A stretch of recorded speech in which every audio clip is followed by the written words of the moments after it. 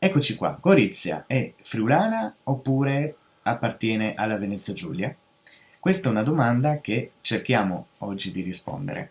Allora, partiamo dal presupposto che la regione in cui si trova Gorizia è Friuli Venezia Giulia, quindi è una regione che unisce due realtà territoriali, due realtà culturali, storiche diverse. Il Friuli da una parte, quindi Udine, ex provincia di Udine, Pordenone, anche se la città di Pordenone è un po' neutrale, in realtà, si definiscono forse un po' più veneti, insomma, un po' più neutrali.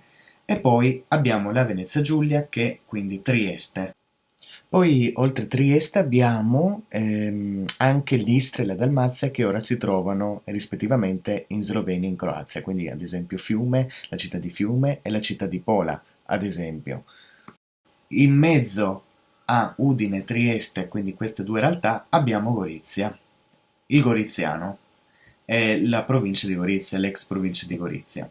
E come territorio è un territorio vario, è un territorio di confine, non solo tra Italia e Slovenia, ma anche confine tra Friuli e Venezia Giulia. E quindi Gorizia come città è storicamente e culturalmente una città intermedia, quindi sia appartenente al Friuli che alla Venezia Giulia. E qui ci sono tantissime ragioni, sia storiche, anche perché poi Gorizia è stata con l'impero austro-ungarico, no? Impero austriaco e poi austro-ungarico. E era appunto il litorale, la zona costiera, no? Importantissima per l'Austria. Però poi ci sono anche tante altre cose da dire. Gorizia era comunque una zona un po' a sé, con Gradisca, contea di Gradisca di Gorizia. E poi invece ci sono dei avvenimenti legati alla cultura friulana invece. Nel 1919 venne fondata la Società Filologica Friulana, importantissima per la lingua, no? Friulana. E come città, difatti, ci sono dei borghi che sono storicamente friulani, come Lucinico, per esempio, Sarocco e Piazzutta. E poi invece abbiamo dei quartieri storicamente cioè più appartenenti alla Venezia Giulia, come per esempio Campagnuzza, cioè quando i Giuliani, l'esodo dei Giuliani, no, sono venuti qui, in queste terre, sono stati ospitati anche a Gorizia. Quindi Gorizia in sé è una città molto varia e anche il territorio, anche il goriziano.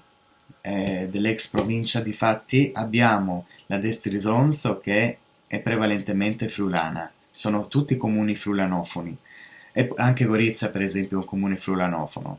Poi abbiamo invece la Bisiacaria che è una zona intermedia, non si sa dove si schierano, anche se gli storici la assegnerebbero più alla Venezia Giulia, quindi Monfalcone, Ronchi, ecco, tutta questa zona qui. E poi per finire abbiamo Grado che è un'isola a sé, quindi non si sa da che parte starebbe, anche se prima di Gorizia è stata anche con Trieste, per esempio. Comunque, una realtà a sé. Allora, questa particolarità, no, di questo territorio di Gorizia la si riscontra anche dal punto di vista linguistico, perché a Gorizia viene parlato principalmente il dialetto goriziano, che poi è molto simile a quello veneto, a quello triestino. E il dialetto poi viene parlato soprattutto nella zona sud della provincia, in Bisacaria.